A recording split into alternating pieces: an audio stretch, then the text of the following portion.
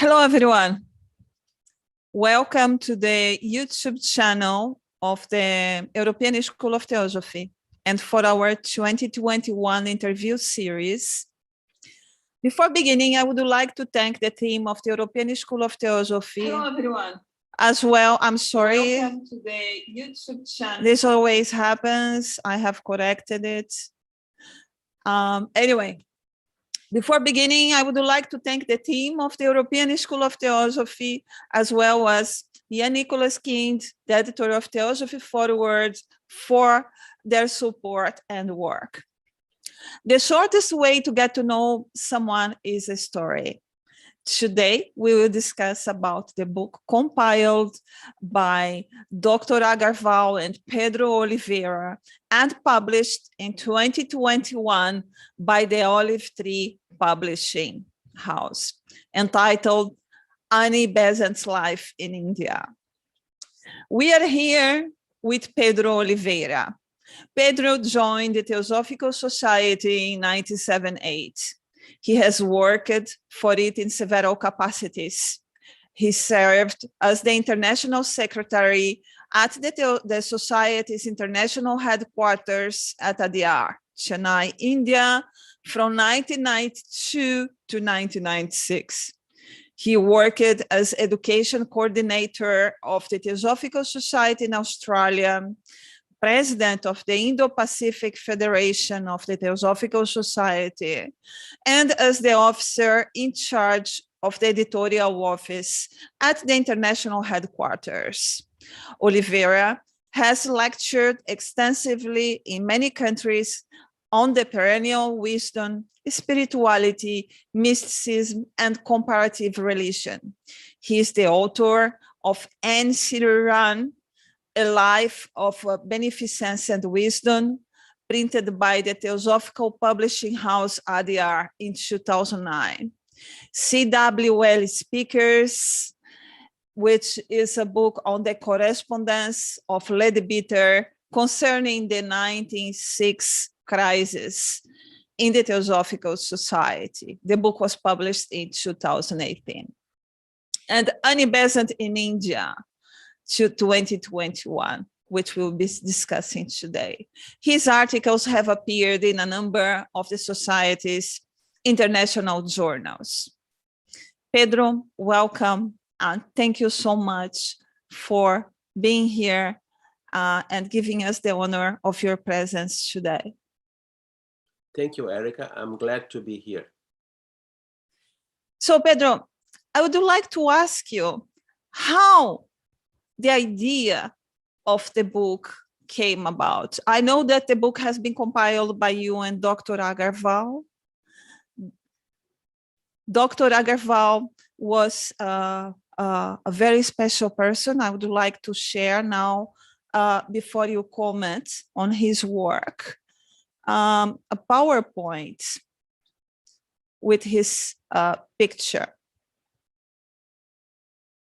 Give me 1 minute.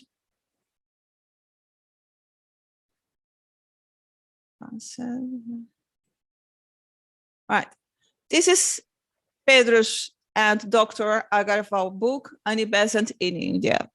If you'd like to order the book, please write an email to Olive Tree Publishing and the email address you see here, otpublishing@bigpond.com. Now, here you can see a picture of Pedro and Dr. Agarwal. Dr. Agarwal, I had the opportunity to meet him when I was in India also, and the last time I saw him was in 2008, 1 year before he passed away. He was responsible for, at the time, the International Archives of the Theosophical Society. He passed away in 2009. Pedro, is this picture from around 93, 94?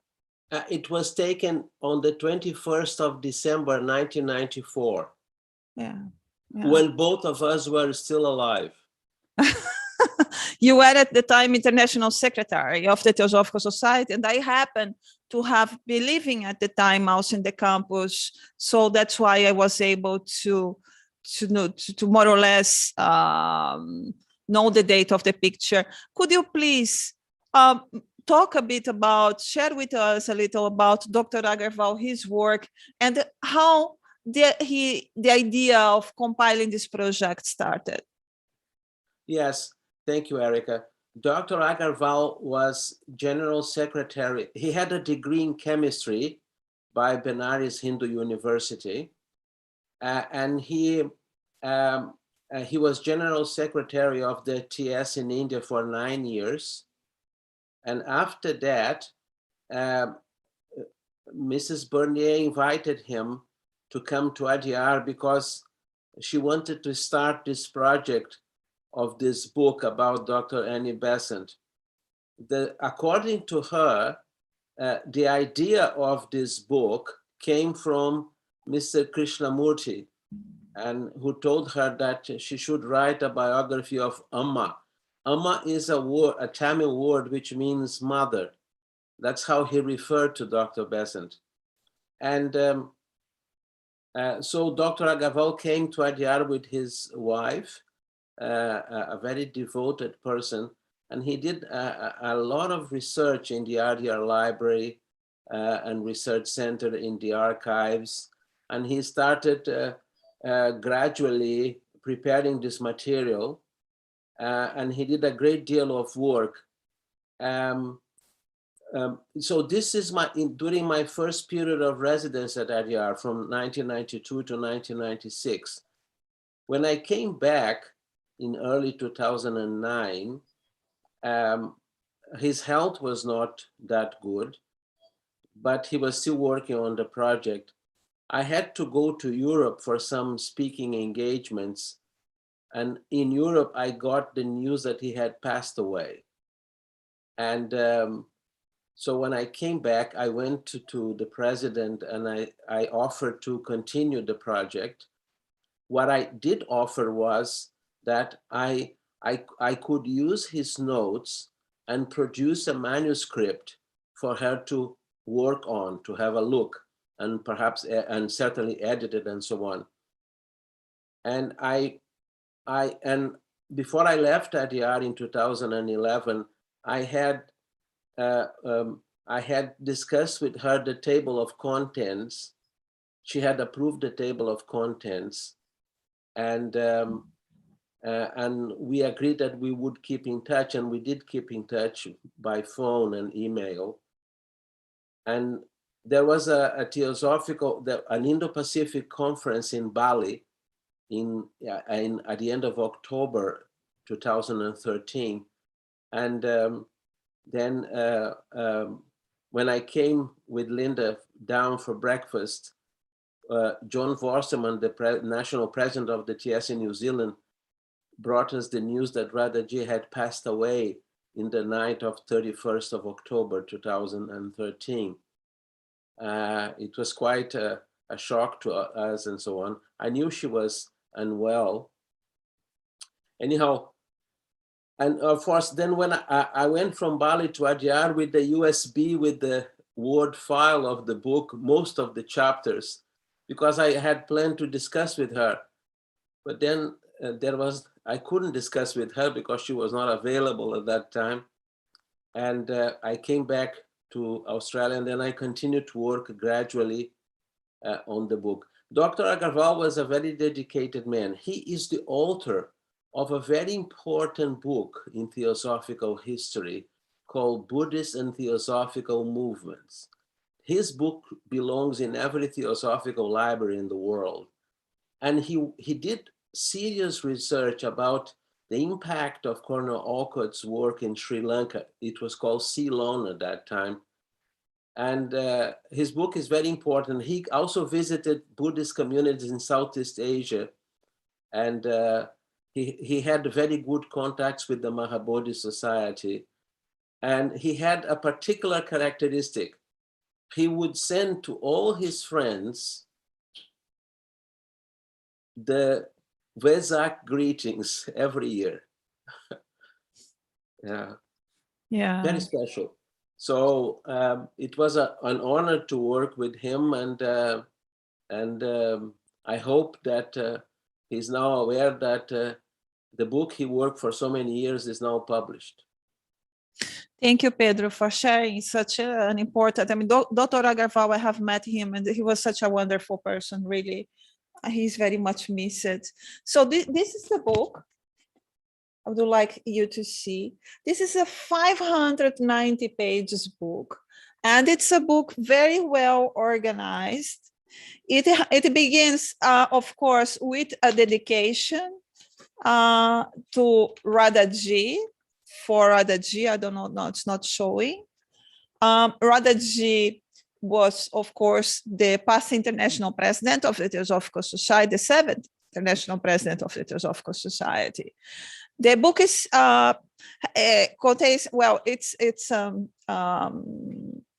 it begins with an introduction, and then it has 10 chapters, let's say, beginning with an enduring dedication, discussing the life of Annie Besant from 1847 to 1891. I will read you the contents as you go.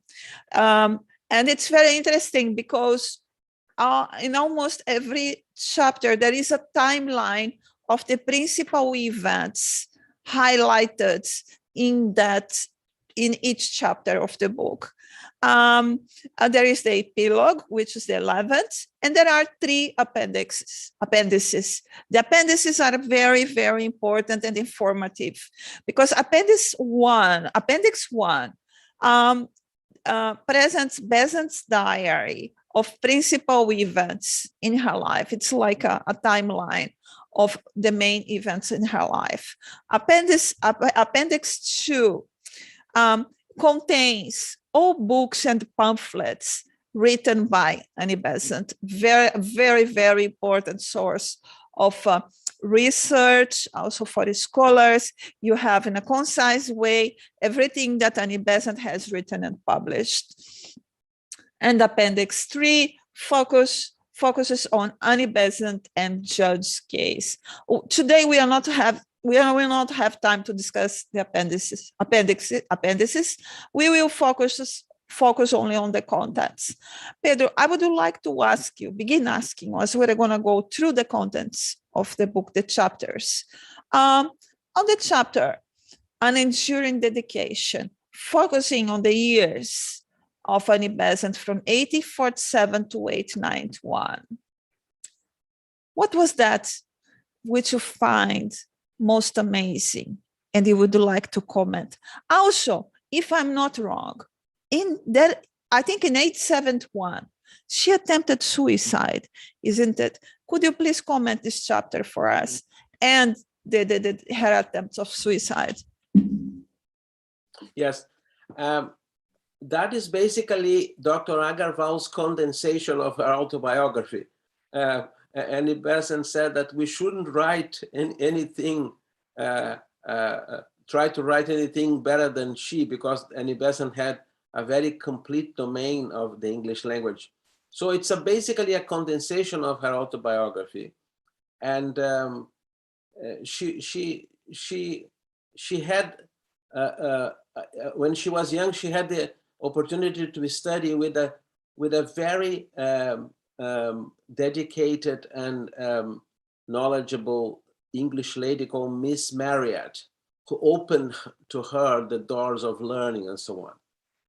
She also was very interested in studying the lives of the saints, and particularly why some of them committed martyrdom or became martyrs. Then she married a priest, an Anglican priest, Frank Besant. In the language of today, we could say that he was not a nice guy. Because not only she attempted suicide when she lost the custody of her children, and because she had started her political and social work, and Reverend Frank Besant didn't spare her, and he took legal action and removed her children, and it drove her into depression. And she did have a bottle of poison with her, which was the common method in those days. and she was about to consume it when she heard, according to her, a voice, "Coward, you can't stand a few months of suffering," and so on. And then she said that she smashed that bottle against the wall. But she also suffered domestic violence. This is not something that is much talked about. Her husband did beat her up. So she had reasons to split from him. And then she plunged her into this very incredible work of towards social justice and the downtrodden.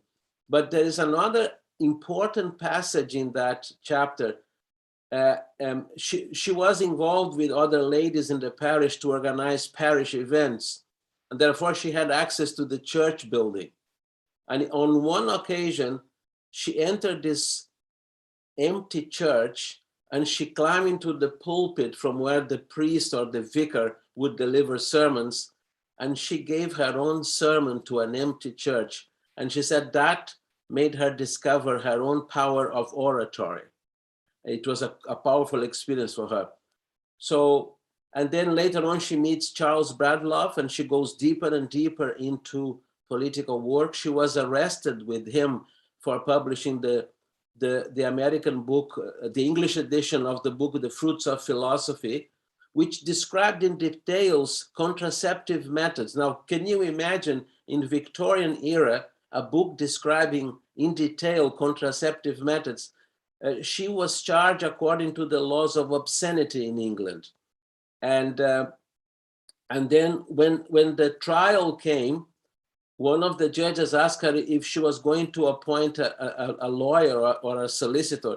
She said she would defend herself. So this judge, the presiding judge, said to her at the opening session, "Mrs. Besant, your book is obscene." And she said, "You find my book obscene, but you don't consider the poverty of East End in London obscene, do you?" So the result of the trial was that she was not convicted, she was fined, and the moment the trial ended, she and Charles Bradlaugh were selling copies of The Fruits of Philosophy again.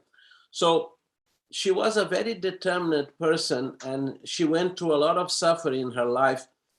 It's interesting that many people suffer, but not many people in their lives, the suffering causes them to become compassionate to others, to think of the suffering of others. And there is unending suffering in the world, not only of human beings, but of animals as well. And she had this capacity. And of course, one of the important landmarks in her life is that she was working in a newspaper called Pall Mall Gazette. And the editor gave 2 very thick books for her to review. It turned out to be The Secret Doctrine. So she took them home and she read them in one weekend and wrote a review. And according to Ian T. Hoskins, that some of our viewers certainly remember, her review of The Secret Doctrine remains even today one of the best reviews ever written, because it was very precise, but very profound as well. And then she asked to see Madame Blavatsky, and the rest is history. And Madame Blavatsky was very happy to see her.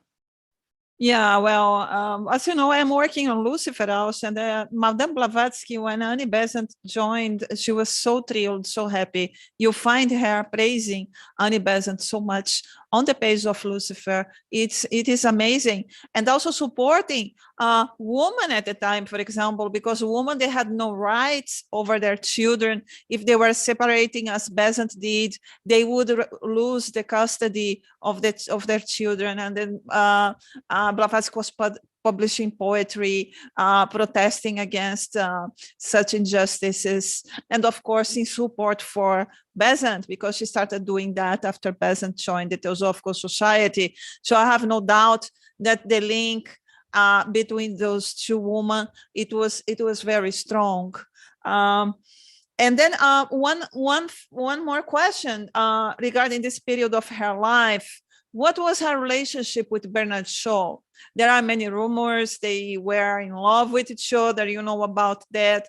What happened there? What did the Besant say anything about it? What are your thoughts?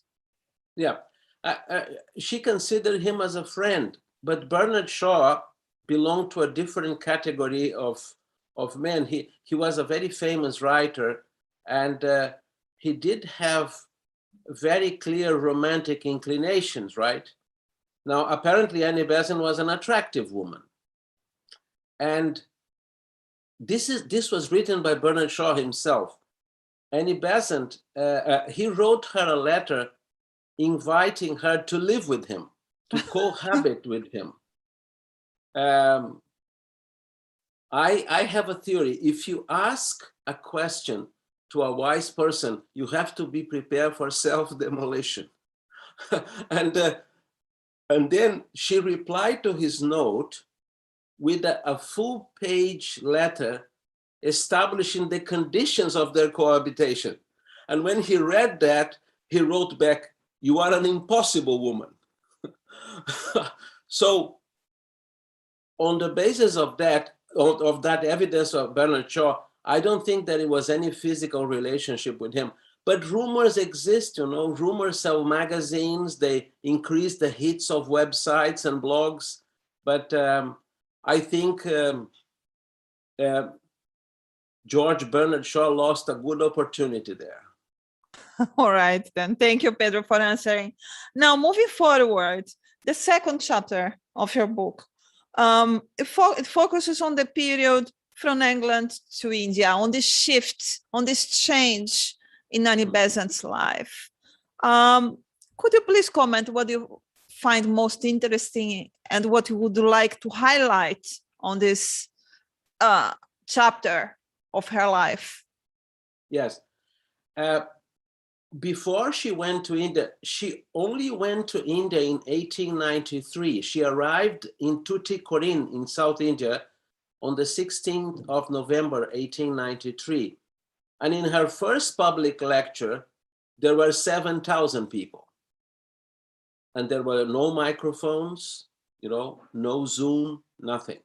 Just her voice. She addressed 7,000 people. And she kept on addressing several thousand people during her lecture tour. Cornell Awkward published an article about her tour, a review of her tour, saying that from November 1893 to January 1895, when she eventually went back, or a little bit before that, she had addressed 100,000 people. So not many orators of that time had this capacity.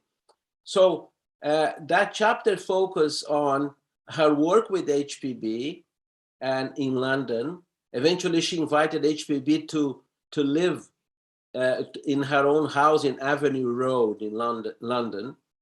And she worked with HPB. She continued to write, to publish books. Then there was the invitation to go to India. She was supposed to go to India first in 1892, but the Indian members organizing the tour couldn't raise the necessary funds to pay for everything, and she didn't have enough funds to bank the whole project herself. So her visit was postponed for a year. And in the meantime, she also becomes an international lecturer, and she went to America.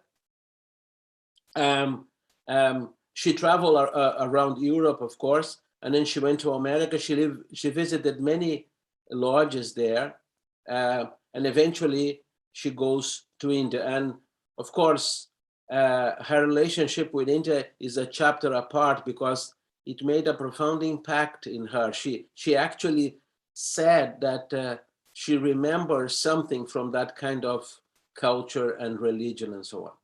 It was not certainly the first meeting.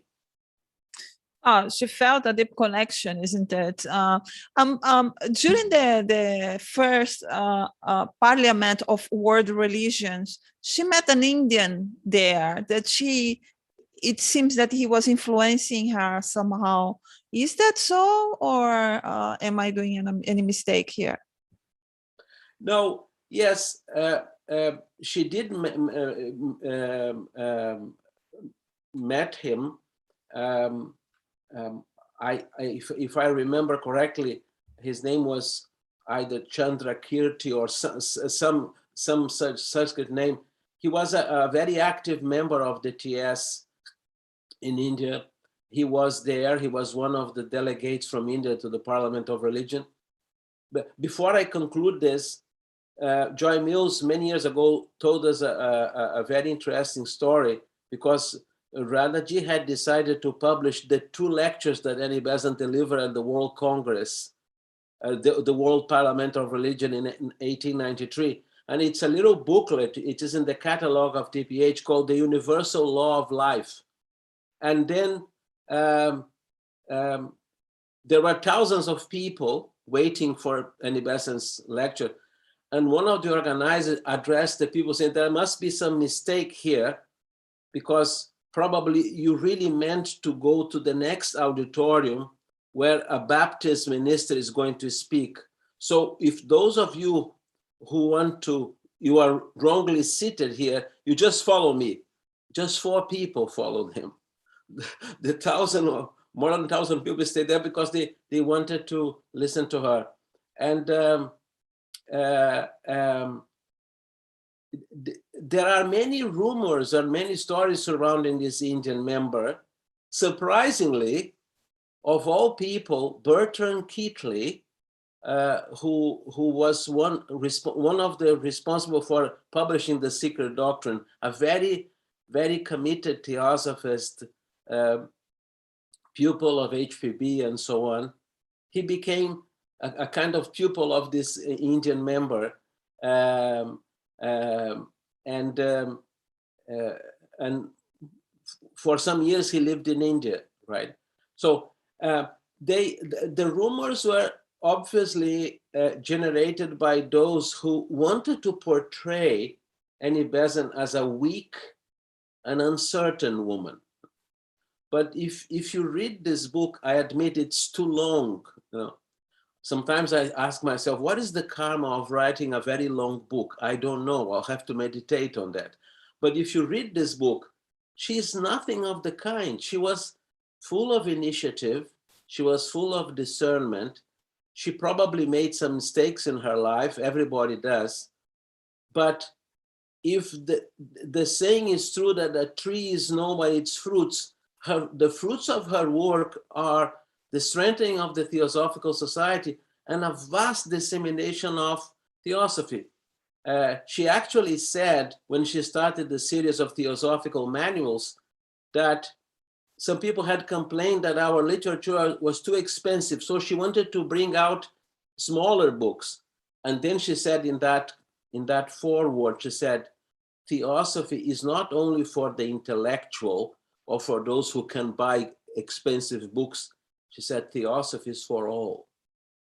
And I think she was committed to that. And she is also the founder of the Theosophical Publishing House. Yes, yes. So Sanatana Dharma, which is the 3rd chapter of her book, focusing on education through timeless values. What is there for you to share with us? Well, she was passionate about education. Soon after she established herself in India, she realized that the entire education in India was based on English values and English education. And some of those formulating the educational policies for India, officials and bureaucrats, they were saying that there is nothing that India can teach us, Englishmen. We will formulate Indian education based on English values and English knowledge and so on. She also discovered that many traditional families and even many pundits in India were embarrassed to bring out from their shelves Sanskrit manuscripts, because the English bureaucracy or the English officialdom declares Sanskrit a dead language, right? And she didn't agree with that. So she started doing this. In 1896, she did a fundraising tour in England and also Scotland in order to raise money for a theosophical school in India. And one of the first theosophical schools was run in the house of Miss Francesca Arundel, right, who was a very dedicated theosophist. And 2 years later, because of this fundraising tours, she was able to start the Central Hindu College, which is quite incredible, you know, in Varanasi. Varanasi in those days was called Benares. The traditional name of Varanasi is Kashi, right? It's still related to Akasha. That means it is a city in which there is this light, this uncreated light of Shiva, if you like. So she worked very hard in order to gather suitable teachers, policies for the college, and the college became such an enormous success. And everything was going well when Krishnamurti came into the picture. And first it was Mr. Ledbetter who saw him on the beach, and he remarked to Ernest Wood, this young boy one day is going to be a great orator or a great teacher. There is something quite sublime about him. And Dr. Besant confirmed this. She was on a long lecture tour. When she came, she confirmed that. And she made the announcement that he would be the vehicle of the world teacher. The moment she made that public announcement, her colleagues in Benares were very upset because they thought that she was creating a cult. Some people today, even today, believe that. And the main person among that group that criticized her publicly, even in the pages of the Indian section magazine, was Dr. Bhagavan Das. He was a scholar, a Sanskrit Pandit as well, and he attacked her Dr. Agarwal researched this, and he said he attacked her through the pages of this official magazine. She never responded to the attacks in kind. And anyhow, then there was a period when the attacks subsided, and then in 1919, there was a movement to create a Hindu university because there was already a Muslim university in Aligarh in India. And they came to her and said, in order to create the university, we need the Central Hindu College as the nucleus of the university. And she, who was the president of the college, she gave it to them. She gave to people who had been attacking her.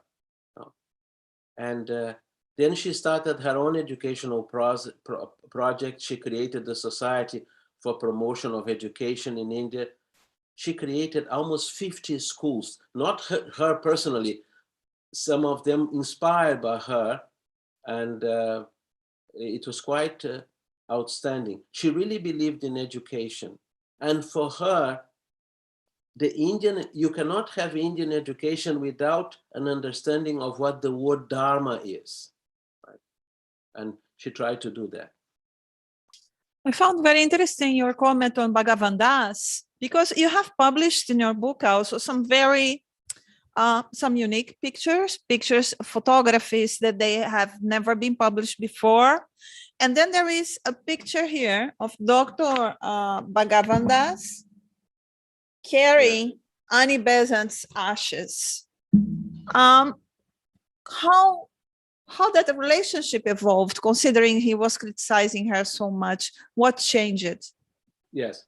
Oh, before I continue, I remember the name of the Hindu member who went to the World Parliament of Religion. His name was Chakravarti, not Chandrakirti, Chakravarti.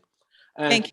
What happened there is that, you know, sometimes the way to heal a relationship is not retaliating. You know, Gandhi ji used to say, if you implement the rule of an eye for an eye and a tooth for a tooth, the world will be full of blind people and toothless people. It doesn't really work. You know? even if you have good dentists. And then she wouldn't respond to these attacks in kind. Sometimes she could be firm, but she wouldn't get to the personal level of accusations and so on. So she accepted that Bhagavan Das had parted company with her. She continued her work. He continued the work for the Benares Hindu University. And there was a kind of a reapproximation later on when she became president of the TS. She was very friendly with his family. On one occasion, she came to Benares and she was told that Bhagavan Das was seriously ill with fever. So she was very busy during the day, and she would spend the night in his house with his wife, nursing him during his fever. He was unconscious, obviously. He didn't remember that. Of course, because of the differences that happened in the past, his family, his sons didn't want to tell him that Dr. Besant was taking care of him during the night. So eventually she dies, and he was asked by the TS to carry her ashes to the boat that eventually immersed her ashes into the Ganga River. After the immersion of the ashes, his son said, "You know, Babu. Babu is father in Indian language. When you were very ill, you remember that Dr. Besant used to take care of you, right?" And he said he was in a state of shock, and he said, "You have just told me this after I have immersed her ashes." And then he was contrite, and he said that he had been very fool in attacking her, and that she was a very noble woman.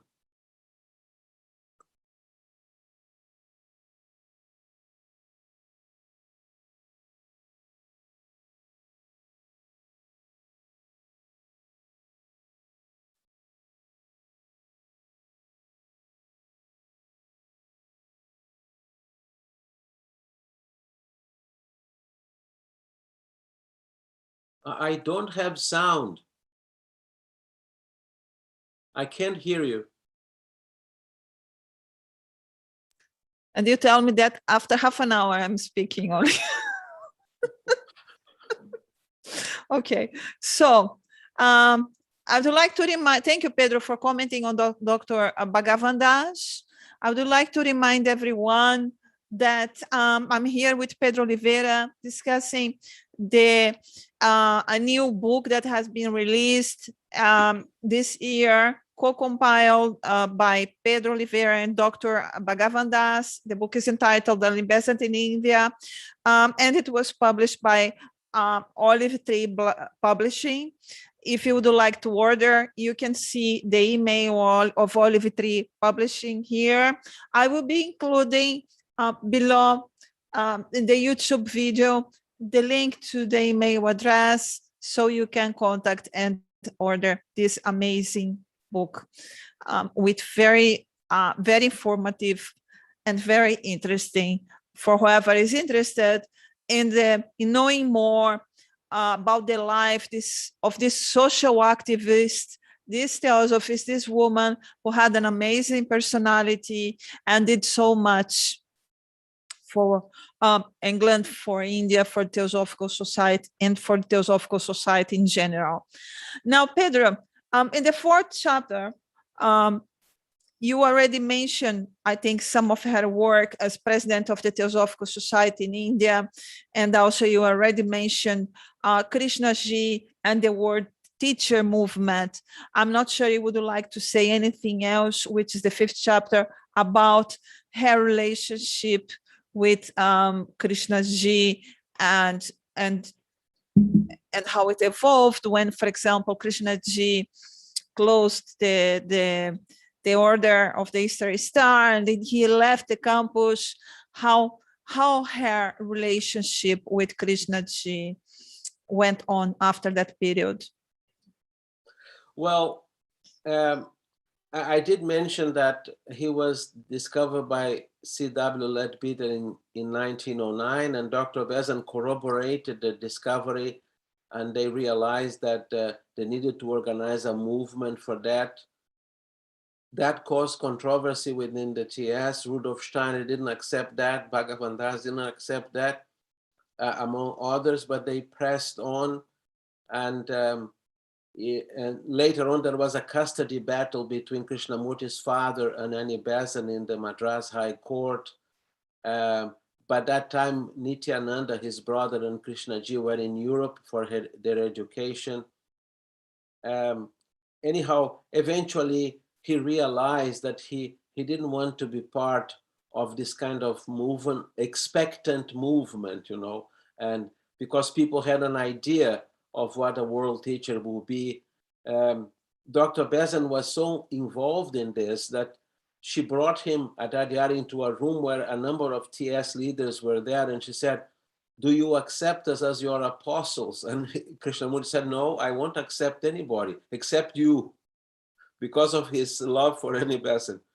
Anyhow, she grew older, but she still had great faith in him. And something remarkable happened in 1929. He was in Omen in Holland.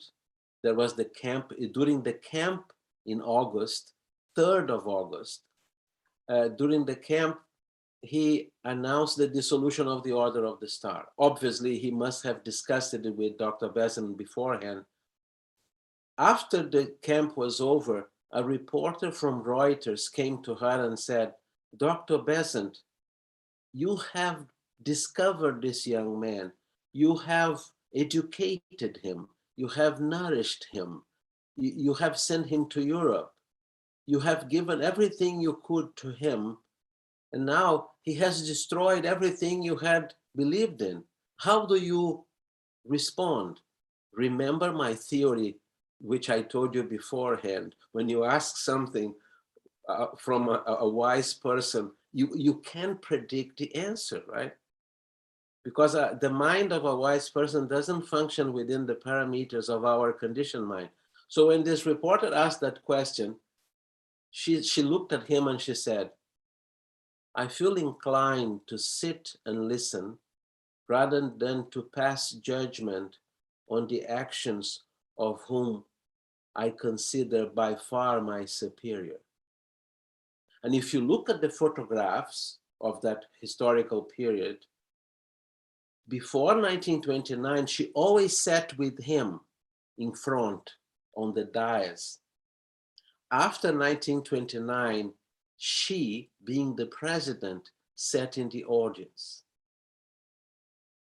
And Radhaji told us at Adyar that there was a meeting in Brockwood Park many decades later when Krishnamurti was old. She was there. And so he said during that meeting that of all those theosophists at that time, the one who was close to this inner transformation was Annie Besant. And one person from the Krishnamurti Foundation said, "But why do you say that?" And Krishnamurti looked at this person and said, "Because you have no idea of how great her capacity for love was." And this is something that is corroborated in many traditions. Transformation cannot come through intellect alone, through mental processes alone, through austerities alone. Love is essential. And therefore, I have visited, for example, in Ohio, where there's an Oak Grove school, one of the roads that is called Dr. Besant Road, you know, and so he retained this profound affection for her. You can imagine the media noise that the dissolution created. The reverberations are with us even now, you know. One blogger has said some years ago that after the dissolution, Krishnamurti had shelved Dr. Annie Besant. Obviously, he didn't study the history of the period in detail. I find it interesting this period because you emphasize love, but then I think there is a very important element also, it is open-mindedness. Because for an Besant to be able to suddenly actually listen to what he was saying, when he came up, truth is a pathless land, and all that, she had to have an open mind, and this is of course linked to the idea of freedom of thought, so important in the Theosophical Society, as you know. And having an open mind is actually a virtue, and she had this virtue, isn't it? Yes. So Pedro, now moving forward, about her vision to India, which is chapter 6, and India's awakening, chapter 7, and home rule for India. Could you comment on her work during this period, on her work for India, to highlight what you found most interesting, the home rule and all that, please? Very good. Briefly, because they are vast chapters in a way, but she says that she was in her veranda in her house at Adyar, you know, the Annie Besant room, which you visited when you were there. She was in her veranda, and then this kind of impression, very strong impression, which she called this inspiration, came to her very clearly from the great ones, and the inspiration was that she needed to do something for India, because the Indian society needed this transformation and this emphasis on education and so on. But the inspiration also said to her, or gave her the keynote, which should be the keynote of her work. And I think this could be applied to every one of us if we wanted. The inspiration was that she should be firm, but not provocative. You know, that means she had to exercise firmness, because there would be opposition and there would be effort to bring people together. You know, you cannot create an educational or political movement out of nothing, but at the same time, she should not be provocative, because probably because when we are provocative, we generate unnecessary emotional responses that end up diluting the effort that we are making. So she's very quickly, a year or two later, she bought a newspaper in Madras, and she renamed it New India. And that became the vehicle of her political thought for India.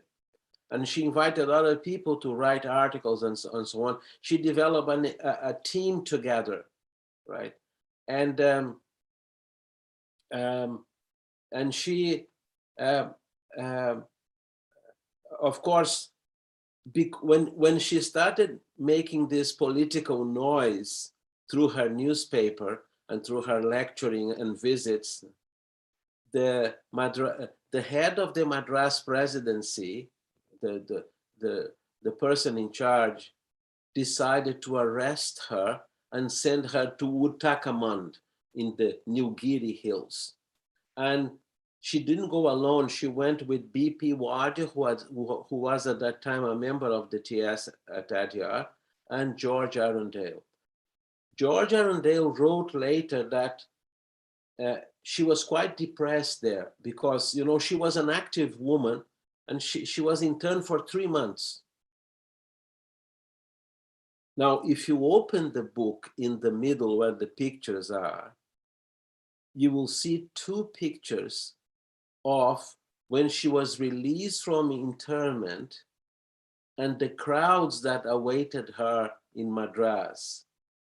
And in one of the pictures, there is a man holding a placard saying, long live our beloved Annie Besant. So at that time, yes, these are the pictures.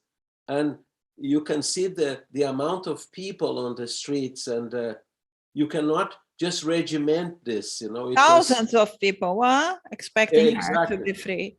Yeah. exactly, yeah. And then she continued, but something happened in 1916. Gandhi ji came back from South Africa to India, and he started the movement for independence. And of course, he differed from Dr. Besant, because he said, he maintained that in order to send the British packing out of India, they needed to force them to pack. And that is, they wouldn't buy Indian clothes anymore, and therefore the Swadeshi clothes or Khadi clothes, and they would make their own salt and so on. Also, he also was arrested and so on. And then came the great difference between the two of them. And when she expressed that difference, she basically was sidelined by the leadership of the independence movement. And the difference, and she formulated the difference not to others. She told Gandhi himself directly. She said, Mr. Gandhi, you are telling people to break the law. By doing that, you will never be able to make them to respect the law again. It's quite powerful. Yeah, well, she actually considered breaking law an act of violence also, isn't it? Which would go against the philosophy of non-violence that Gandhiji was promoting. But I would like you to comment something very interesting, because when I was working at the archives in ADR, I came through material saying that the first person to call Gandhi a Mahatma was Annie Besant when he returned to India. And actually, it seems that he returned to Madras at the time, now Chennai, and then she organized a very large reception to him. Is that so? Yes. Yeah, she was impressed with him. And I think she called him a Mahatma, not in the theosophical sense that he was an adept, but in the sense that he was really a great soul. He had the love of India in his heart, and they did cooperate for a while until there was this parting of ways, you see. But he was respectful to her. The book also includes the message that he wrote when she passed away. You know, I decided to name that chapter "The Departure of the Diamond Soul," because somebody had said, you know, they used the Sanskrit word Vajra Sattva, which means the diamond soul, because she had many aspects, and at the same time, she was able to influence for the good many people in India. And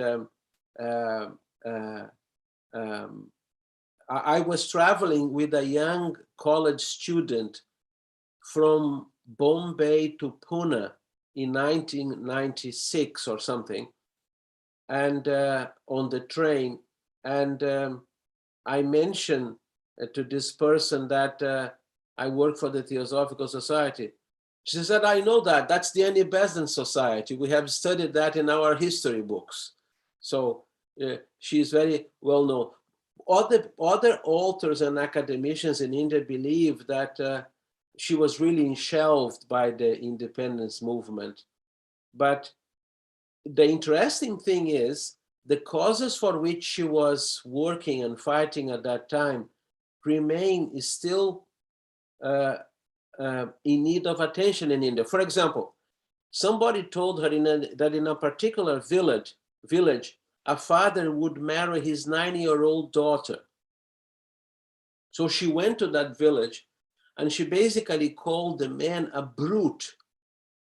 in those days, they basically had this marriage between the two children, and they would still live with their parents and so on until they reach a certain age. But she found that she campaigned against child marriage very vigorously in India. Now, this is something that exists nowadays in many countries in the world. Another point that she really worked hard is for access to education, a meaningful access to education. And I think this remains a very difficult point. But I think that the most challenging point is the relation between communities in India and in other countries as well, you know, and how can they see themselves part of one society, and how can they realize that they shouldn't allow politicians to use them for their political points. And I think she tried to do that in a very direct way. Yes, there is here, for example, in the chapter Commonwealth of India Bill, a foundation for the future. There is a promise that she wrote. First of all, she was proposing that the best interest of India would lie in her rising into ordered freedom under the British crown. Of course, this for many India's politicians of the time was something not acceptable, because they wanted freedom, completely freedom from the Commonwealth. And then she proposed, and this is very interesting, to disregard all restrictions based on caste.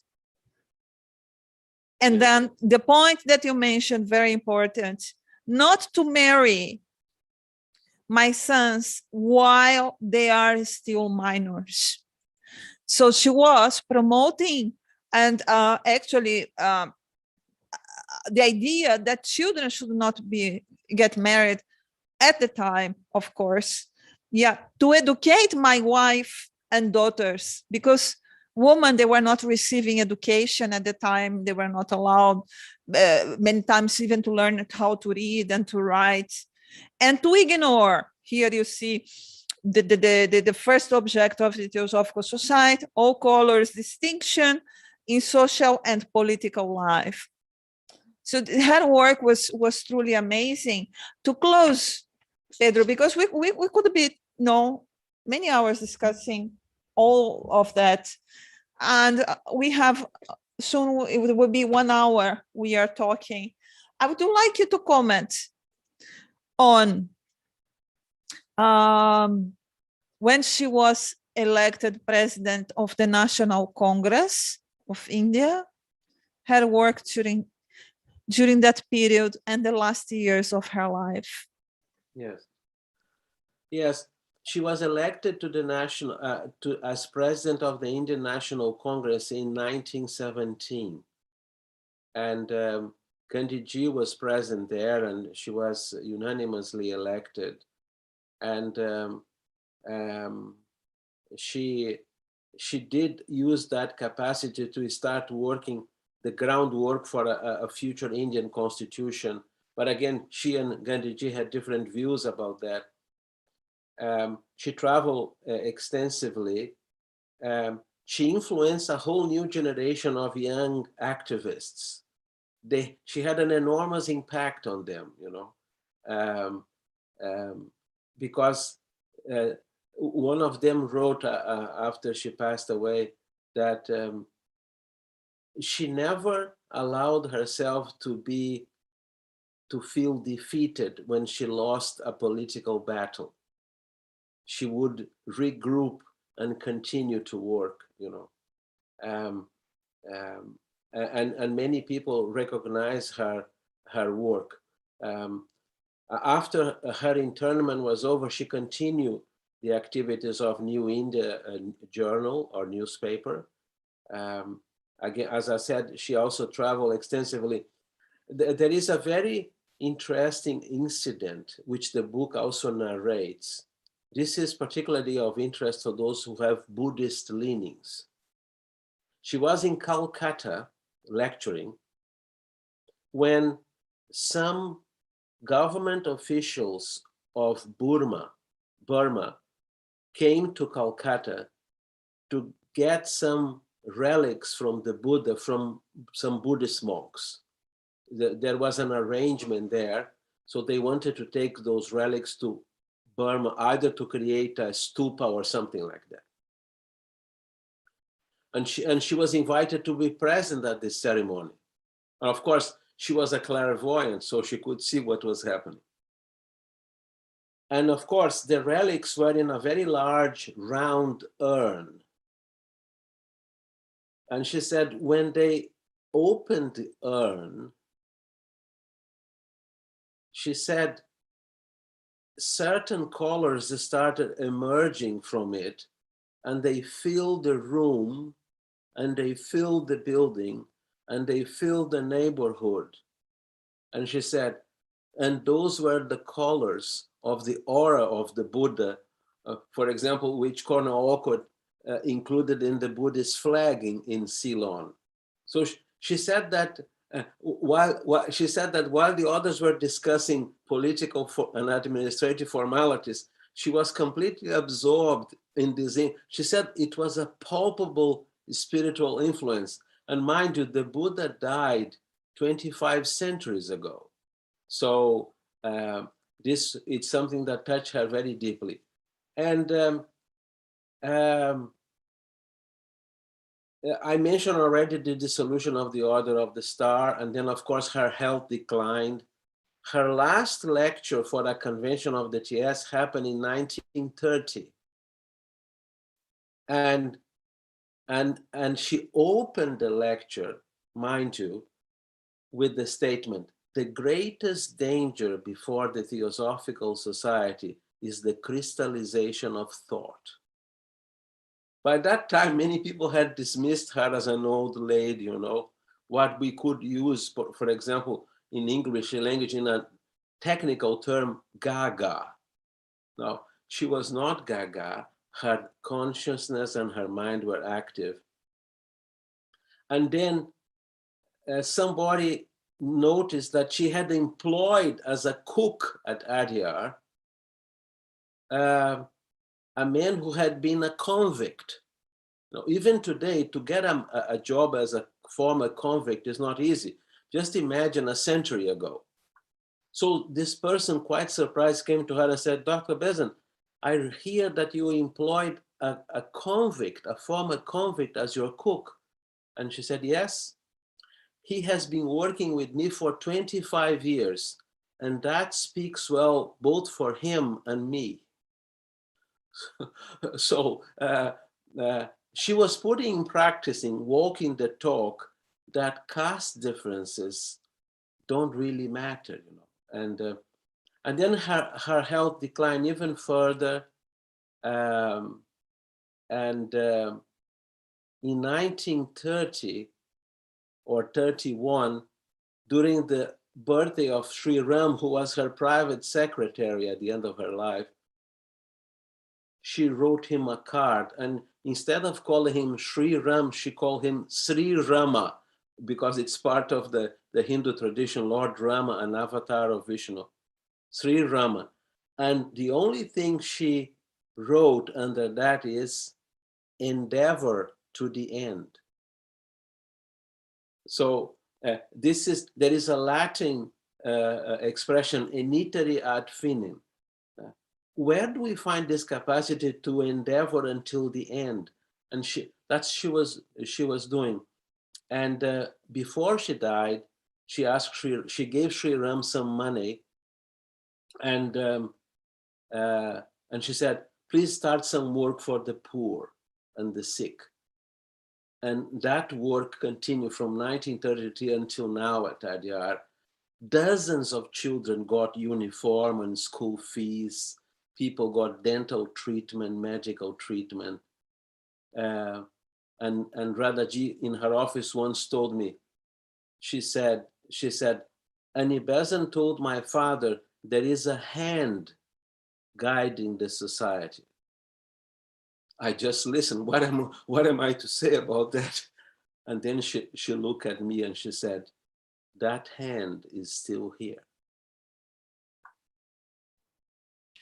Thank you so much, Pedro, for such a wonderful discussion. And I would like now again to share Pedro's book and Pedro and Dr. Agarwal book. This is a wonderful work. Please do support many attempts that are being doing to write on theosophical history and on the work of many theosophists. Annie Besant was a giant. She was a social activist. She was the second international president of the Theosophical Society, under which the organization, the TES, grew so much and expanded all over the world. She dedicated her life to social causes and spiritual ones. Let's support the work of Pedro and Dr. Agarwal by ordering a copy, getting a copy. Again, write please to the email below to order a copy, published by the Olive Tree Publishing. Pedro, thank you so much for this wonderful morning that we had together and sharing so much of your thoughts on Annie Besant's life and work. We are about to close our interview. Would you like to say something anymore before we close? Well, thank you very much, Erica, for this opportunity and for the viewers. The book is dedicated to Radhaji, but the book is really about Dr. Besant, and she was an extraordinary person, and she remains a source of inspiration for people of all continents. So I'm sure Dr. Agarwal was very happy in compiling this book. So what I didn't say, if I have 1 minute left, is that when I offered to Radhaji to continue the research, I couldn't find his notes anywhere. So I searched for his notes in the archives. I searched for his notes in the Adyar library, in the editorial office. I couldn't find them. So I went very reluctantly to Radhaji's office and I said, do you mind if I search your cupboards? I knew that the consequences of that could be very painful. She said, no, you can search the cupboards. I didn't find them. So I did another round of searching in the different departments I couldn't find. And then I went to her, now prepared for a kind of a fulminating reply. I said, I'm very sorry, but do you mind if I search again for the last time? She said, I told you they are not here, but you can search again. So I searched, they were not there. So I went down to the archives and I said, he worked mostly here. Where would he have put his notes? So I was quietly sitting in the archives, and in one of the rooms in the archives, there's the HPB cupboard, right? So I said, I have never opened the HPB cupboard before. So I went there. When I opened the door, all his notes were in her cupboard. So he stored them in the most secure place for this project. Thank you, Dr. Agarwal. Thank you, Pedro. Thank you, Dr. Agarwal, for all the work you have been doing and you have done, Dr. Agarwal. Thank you so much, Pedro. We are about to close our interview. Thank you so much for all of you watching us. And we will be back again next month with a new interview soon to be announced. Pedro, just don't go away, please. We are stopping